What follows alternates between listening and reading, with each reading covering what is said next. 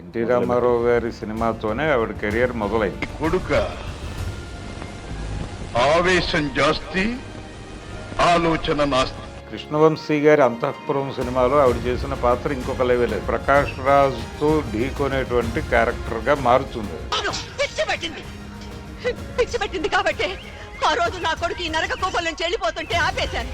అంటే కన్యాశుల్కం ఆవిడ మొదటి సినిమా 55. నటిగా శారద ఏమిటనేది తెలిసింది. சுருக்கமா சொன்னா எங்களையெல்லாம் தலை குனிய வச்சுட்டு நீங்க மட்டும் தலை நிமிர்ந்து இருக்கீங்க. శోభన్ బాబు గారికి చాలా పెద్ద విజయం, క్రాంతి కుమార్ గారికి చాలా పెద్ద విజయం. అది ఒక రకంగా నిర్మాతగా ఆయన్ని స్థిరపరిచిన సినిమా శారద. ఆవిడ జీవితంలో ఒక చిన్న చేదు అనుభవం. సంబరాల రాంబాబు ఆ సినిమాల్లో నటించేటప్పుడు ఇన్ని వేరియేషన్స్లో ఇంత అద్భుతంగా నటించినటువంటి నటి ఇంకొకరు కనిపించరు. భరద్వాజ్ గారు ఈరోజు ఊర్వశి శారద గారి పుట్టినరోజు. అవును. ఆవిడ తెలుగు సినిమాల్లో 2 దశాబ్దాలు 3 దశాబ్దాలు అవును వేలేరు కదా గట్టిగా. అవును. రామారావు గారి దగ్గర నుంచి ఎన్టీ రామారావు గారి సినిమాతోనే ఆవిడ కెరియర్ మొదలైంది. అవునా? అంటే కన్యాశుల్కం ఆవిడ మొదటి సినిమా 55లో. ఓకే. అందులో ఒక పుత్తడి బొమ్మ పూర్ణమ్మ అని ఒక ఎపిసోడ్ ఉంటుంది. దాంట్లో క్యారెక్టర్ కోసం తీసుకున్నారు. బాలనటే, బాలనటిగానే తీసుకున్నారు. అప్పటికి ఆవిడ పేరు సరస్వతి. ఆ తర్వాత శారదగా మారారు. అయితే రంగస్థల అనుభవం ఆవిడకి చాలా విస్తృతంగా ఉంది. రక్త కన్నీరు నాటకం ద్వారా ఆవిడ తెలుగు ప్రజలకే అంతకు ముందే తెలుసు. అంటే కన్యాశుల్కంలో నటించిన తర్వాతే రక్త కన్నీరు నాటకంలోకి వెళ్ళింది ఆవిడ. వెళ్ళిన తర్వాత నాగభూషణం గారు అందులో ప్రధాన పాత్ర. ఆయనే డైరెక్టరు, ఆయనే అన్నీ. రక్త కన్నీరు నాగభూషణం ఆ నాటకం ఆయన ఇంటి పేరుగా మారింది. ఓకే. అలా రక్త కన్నీరు నాగభూషణం గారి నాటకంలో ఈవిడ హీరోయిన్ క్యారెక్టర్ చేసేది. ఆ ప్రయాణంలో ఉంటూ ఉండగా ఆవిడకి సినిమా అవకాశాలు మొదలైనాయి. దుక్పాటి మధుసూదన్ రావు గారు మొదలుపెట్టి సినిమాల్లో వేషాలు, అమాయకురాలు ఈ సినిమాలో నటించింది ఆవిడ. అక్కినేని నాగేశ్వరరావు గారి సినిమాల్లోనే. కానీ కామెడీ రోల్స్ అలాంటివి చేయించారు. మొదట్లో చేయించారు. తెలుగు సినిమా తనలో ఉన్నటువంటి నటిని సరిగా వినియోగించుకోవటం లేదు అనే ఫీలింగ్ ఉండేది ఆవిడకి. ఆ టైంలో తెలుగు సినిమాలకి, పర్టికులర్గా అక్కినేని నాగేశ్వరరావు గారి సినిమాలకి సెల్వరాజు గారు కెమెరా వ్యవహారాలు ఆయనే చూసుకునేవాడు. అంటే సెల్వరాజు గనక కెమెరా హ్యాండిల్ చేస్తే ఆయన కథ కూడా వినకుండా డేట్స్ ఇచ్చేవాడు. అవునా? నాగేశ్వరరావు గారు ప్రొడ్యూసరు, డైరెక్టరు, వీటన్నిటికంటే కూడా కెమెరా ఎవరు అని అడిగేవాడు ఆయన. అంతగా ఆకట్టుకున్నాడు సెల్వరాజు గారు. ఆయన డైరెక్షన్లో ఆయన మలయాళంలో సినిమా తీశాడు. ఆ మలయాళంలో తీసుకున్నటువంటి ఆ తులాభారం అనే సినిమాకి ఈవిడ్ని హీరోయిన్గా తీసుకున్నాడు. ప్రేమ్ నజీర్ హీరో. ఆ సినిమానే మనుషులు మారాలి అని తెలుగులో రీమేక్ చేశారు. ఆ రీమేక్ మధుసూదన్ రావు గారు చేశారు, శోభన్ బాబు చేశాడు ఇక్కడ ప్రేమ్ నజీర్ క్యారెక్టర్. అంటే ఒక ఫ్యాక్టరీ యజమాని కూతురు ఆవిడ. ఆ ఫ్యాక్టరీలో ట్రేడ్ యూనియన్ నాయకుడిని పెళ్లి చేసుకుంటుంది. వాళ్ళిద్దరి జీవితం ఎలా వెళ్ళింది అనేది. ఈలోపు ఈవిడ ఆస్తులు కరిగిపోతాయి, అతని మీద ఆధారపడుతుంది. ఆ తర్వాత సమాజంలో మారిన పరిస్థితులు, వాళ్ళ జీవితాలు ఏమైపోయినాయి. ఆవిడ తీసుకున్న ఒక తల్లిగా తీసుకున్న నిర్ణయం అంటే ఇక ఈ సంసారం మనం వీళ్ళతో యుద్ధం చేస్తూ నడపడం కష్టం అనే పరిస్థితికి వెళ్ళిపోయి పిల్లల్ని చంపేసేటువంటి తల్లిగా మారుతుంది. ఆ క్యారెక్టర్ని అది నిజానికి ఒక నవలగా వచ్చింది మలయాళంలో. దాన్ని ఆయన అక్కడ తెరకెక్కించాడు సెల్వరాజు గారు. దాన్ని తీసుకొచ్చి తెలుగులో రీమేక్ చేశారు. ఈ సినిమా విపరీతంగా జనాలకు కనెక్ట్ అయింది. మనుషులు మారాలి సినిమా ద్వారా నటిగా శారద ఏమిటనేది తెలిసింది తెలుగు ఇండస్ట్రీ. ఓకే. ఆవిడ తెలుగు నుంచి వెళ్ళిన నటే. తెనాలి ఆవిడ స్వగ్రామం. తెనాలి నుంచి మొదలైన ప్రయాణం. కన్యాశుల్కం పుల్లయ్య గారి డైరెక్షన్లో యాక్ట్ చేసింది ఆవిడ. తెలుగులో చాలా సినిమాలు మధుసూదన్ రావు గారి, దుక్పాటి మధుసూదన్ రావు గారి పూలరంగడు ఈ సినిమాలు అన్నింటిలోనూ ఉంటుంది ఆవిడ. కానీ ఇక్కడ ఆవిడకి నటిగా పేరు రాలేదు. మొదటి గుర్తింపు మలయాళంలో వచ్చింది. ఆ సినిమాతో ఆవిడకి ఊర్వశి అవార్డు వచ్చింది, జాతీయ ఉత్తమ నటిగా. ఆ జాతీయ ఉత్తమ నటిగా 2 అవార్డులు మలయాళ చిత్రరంగం నుంచే అందుకుంది ఆవిడ. స్వయంవరం అనే సినిమాని కూడా అక్కడి నుంచే వెళ్ళింది. అక్కడి నుంచే ఓర్వశి అవార్డు తీసుకున్నారు. 3వ అవార్డు మాత్రం తెలుగు సినిమాకి తీసుకున్నారు ఆవిడ. 3వ ఓర్వశి నిమజ్జనం, బిఎస్ నారాయణ గారు తీసినటువంటి నిమజ్జనం సినిమాకి ఆవిడ అవార్డు తీసుకున్నారు. అది అవార్డు సినిమా. అది ప్రస్తుతం యూట్యూబ్లో అవైలబుల్గా ఉంది, కానీ ఆ రోజుల్లో థియేటర్లలో పెద్దగా ఆడిన సినిమా కాదు అది. ఓహో. చక్రపాణి అని రోజారామణి గారి భర్త, ఆయన హీరో ఆ సినిమా నిమజ్జనంలో. ఆ సినిమా క్రిటికల్ అక్లైమ్ అయితే వచ్చింది, విమర్శకులు చాలా మెచ్చుకున్నారు ఆ సినిమాని. కానీ థియేటర్ పెర్ఫార్మెన్స్ లేదు ఆ సినిమా, కమర్షియల్గా వర్కౌట్ అవ్వలేదు, కానీ అవార్డ్స్ అయితే వచ్చినాయి.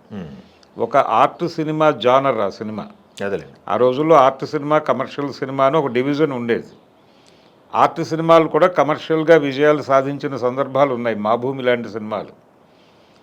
కానీ ఊరుమ్మడి బతుకులు సినిమా కూడా బాగానే ఆడింది ఆర్ట్ సినిమా అయినప్పటికీ. కానీ ఈ సినిమా కమర్షియల్గా ఆడలేదు, కానీ మంచి నటిగా ఆవిడకి పేరు తీసుకొచ్చిన సినిమా నిమజ్జనం. కాశీ యాత్ర యాక్చువల్గా స్టోరీ లైన్ అది. ఒక ఫ్యామిలీ వాళ్ళు అస్థికలు తీసుకుని కాశీ వెళ్ళే మార్గంలో జరిగేటువంటి అనుభవాల మీద నడుస్తుంది సినిమా. దానిలో ఆవిడ చాలా అద్భుతమైన పెర్ఫార్మెన్స్ చేశారు, దానికి గుర్తింపు దొరికింది ఆవిడకి. అదే చివరికి జాతీయ ఉత్తమ నటి అవార్డు ఇచ్చేటువంటి ఓర్వశి అనే టైటిల్ ఈవిడ ఇంటి పేరుగా మారిపోయింది. ఇందాక మనం రక్త కన్నీరు నాటకం టైటిల్ నాగభూషణం గారికి ఇంటి పేరుగా మారిందని చెప్పుకున్నట్టు, అవునవును, ఊర్వశి శారదగా మారిపోయింది ఈవిడ 3 అవార్డులు వచ్చేసరికి తీసుకున్న తర్వాత. అలా జాతీయ ఉత్తమ నటుడి పురస్కారం భరత్ అనే పేరుతో ఇచ్చేవాళ్ళు. ఆ భరత్ అవార్డు ఫ్రీక్వెంట్గా సంజీవ్ కుమార్ తీసుకున్నాడు ఆ టైంలోనే, అందుకని ఆయన భరత్ సంజీవ్ కుమార్ అనేవాళ్ళు, ఈవిడేమో ఓర్వశి శారద అనేవాళ్ళు. అదేలేండి. వీళ్ళిద్దరిని కలిపి సినిమా తీయాలని క్రాంతి కుమార్ గారు ఓర్వశి అని టైటిల్ పెట్టి సినిమా తీశాడు తెలుగులో. సంజీవ్ కుమారు శారద వాంటెడ్గానే పెట్టి సినిమా తీశారు, అది బాపయ్య గారి డైరెక్షన్. అది ఒక మోస్తరుగా వెళ్ళింది, కమర్షియల్గా ఆవిడకి కూడా కమర్షియల్ ఆడియన్స్ ఉన్నారు అని ప్రూవ్ చేసిన సినిమా. దీనికంటే ముందు ఆవిడ పేరుతోనే ఒక సినిమా తీశారు విశ్వనాథ్ గారు. అంటే మలయాళ చిత్రరంగంలో ఆవిడకి వచ్చిన గుర్తింపును చూసి శారద గారి మీద ఆధారపడి మనం ఒక కథను డిజైన్ చేసుకోవచ్చు అనే అభిప్రాయానికి ఇక్కడ దర్శకులు వచ్చిన తర్వాత వచ్చిన మొదటి సినిమా శారద. ఆ శారద సినిమా అది యాక్చువల్గా మరాఠీ సినిమా, ఒక మరాఠీ డైరెక్టర్ కన్నడలో చేసిన సినిమా. అది యావద జన్మ మైత్రి అనే కథను తీసుకుని వీళ్ళు తెలుగు నేటివిటీకి మార్చి విశ్వనాథ్ గారు, క్రాంతి కుమార్ గారు, హనుమాన్ ప్రసాద్ గారు ముగ్గురు కలిసి స్క్రిప్ట్ చేసి ఒరిజినల్గా ఈ సినిమాని కన్నడలో చూసొచ్చి చక్రవర్తి గారు చెప్పాడు వాళ్ళకి, ఆ కథ బాగుంటుంది మీరు వెళ్ళి చూసి కొనుక్కురండి అని. వీళ్ళు వెళ్ళి చూసి కొనుక్కొచ్చి దాన్ని తెలుగు నేటివిటీకి మార్చి సినిమా తీస్తే ఆవిడ పేరే పెట్టారు సినిమాకి, శోభన్ బాబు గారు హీరో. ఆ సినిమా విపరీతంగా వెళ్ళింది జనంలోకి, మ్యూజికల్గా కూడా చాలా పెద్ద హిట్ అది. శోభన్ బాబు గారికి చాలా పెద్ద విజయం, క్రాంతి కుమార్ గారికి చాలా పెద్ద విజయం. అది ఒక రకంగా నిర్మాతగా ఆయన్ని స్థిరపరిచిన సినిమా శారద. అక్కడి నుంచి శారదతో ట్రావెల్ మొదలైంది తెలుగు సినిమాకి. ఆ తర్వాత దాసరి గారు బలిపీఠం సినిమా తీశాడు ఆవిడ ఉందనే ధైర్యంతోనే. అందులో ఒక టిపికల్ క్యారెక్టర్, అంటే చనిపోయే టైం, ఆవిడ చనిపోతుంది అని డాక్టర్లు చెప్పేస్తారు. చెప్పిన తర్వాత ఆవిడకు ఒక కోరిక ఉంటుంది, అంటే పునిస్త్రీగా చనిపోవాలి అనే ఒక కోరిక. ఆవిడ విడో, ఆవిడ ఒక ఎవరైనా పర్వాలేదు నా మెడలో తాళి కడితే చాలు అనే పరిస్థితిలో ఒక దళితుడిని పెళ్లి చేసుకుంటుంది. చేసుకున్న తర్వాత అనుకోకుండా ఆవిడకి ఒక వైద్యం దొరికి బతికేస్తుంది. బతికిన తర్వాత ఈవిడ బ్రాహ్మణు, అక్కడేమో దళితు, వాళ్ళ సంసారం ఎలా నడుస్తుంది అనేది కథ. అది రంగనాయకమ్మ గారి నవల. దాన్ని దాసరి గారి సినిమాగా తీస్తే దానిలో శారద గారు చాలా అద్భుతంగా నటించారు ఆవిడ. ఓకే. అలా నటిగా ఆవిడ ప్రస్థానం మొదలయ్యి ఆవిడ అద్భుతమైనటువంటి క్యారెక్టర్లు చేస్తూ ఆవిడ కోసమే క్యారెక్టర్లు డిజైన్ అయ్యేవి.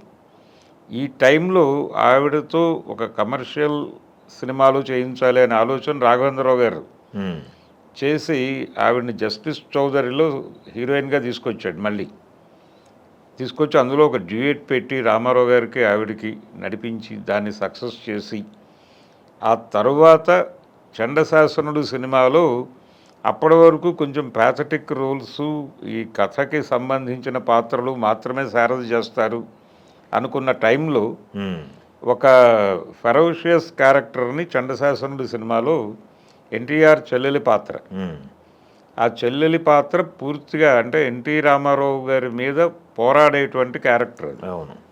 ఆ క్యారెక్టర్లో ఎవరిని తీసుకోవాలని చాలా కాలం చర్చలు జరిగి చివరికి శారద గారిని తీసుకొద్దాం అనుకుని ఆవిడని తీసుకొచ్చారు.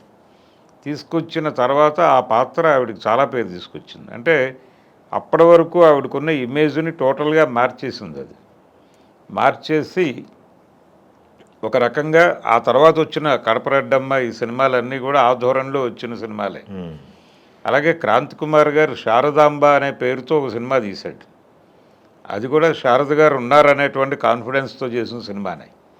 చాలా ఉన్నాయండి ఆ బేస్గా చేసుకున్నవి. అమ్మ రాజీనామా దగ్గర నుంచి అది వాళ్ళు వాంటెడ్గా చాలా కాలంగా అనుకున్న సబ్జెక్ట్. అది దాసరి గారితో సినిమా తీయాలి అనేది దేవివర ప్రసాద్ గారి మొదటి సినిమా నుంచి ఉన్న కళ. దాన్ని సాకారం చేసుకున్నాడు ఆయన అమ్మ రాజీనామా సినిమాతో. అదేనండి. అలాంటి ప్రయత్నాలు అలాంటి ప్రయోగాలు చాలా నడిచినాయి ఆవిడ మీదుగా. ఈ తరము టాప్ 4 హీరోస్ పిల్లర్స్ అనుకున్న హీరోలతో కూడా మంచి మంచి సినిమాలు చేసింది కదా. అడవి దొంగ సినిమాలో ఆవిడ పోషించిన పాత్ర చాలా చాలా ఫెరోషియస్గా ఉంటుంది. చిరంజీవితో చేసిన క్యారెక్టర్, అతన్ని తిరిగి తీసుకొచ్చి నిలబెట్టేటువంటి క్యారెక్టర్ అదే శారద గారి పాత్రే, గురువుగా నిలబడుతుంది. అలాంటి క్యారెక్టర్ గనక ఉంటే శారద గారు తప్ప ఇంకో మార్గం లేదు అనే పరిస్థితి. అలా ప్రతి హీరోతో, బాలకృష్ణ గారితో మంచి సినిమాలు చేసింది ఆవిడ. అది కొంచెం ఎంటర్టైనింగ్ మోడ్లోకి తీసుకెళ్ళారు. చాలా చేశారు. ఆ జానర్లో జననీ జన్మభూమి సినిమా కొంచెం ప్రత్యేకంగా చెప్పుకోవాలి. అవును. బాలకృష్ణ గారితో శారద గారు చేసిన సినిమాల్లో అది కొంచెం డిఫరెంట్ సినిమా. విశ్వనాథ్ గారు డైరెక్టర్ ఆ సినిమాకి. అందులో కొడుకుని మోటివేట్ చేసే తల్లి పాత్రలో ఆవిడ నటించడంతో పాటు ఆవిడకి జోలపాడే సీన్ ఒకటి ఉంటుంది. బాలకృష్ణ తల్లికి జోలపాడతాడు.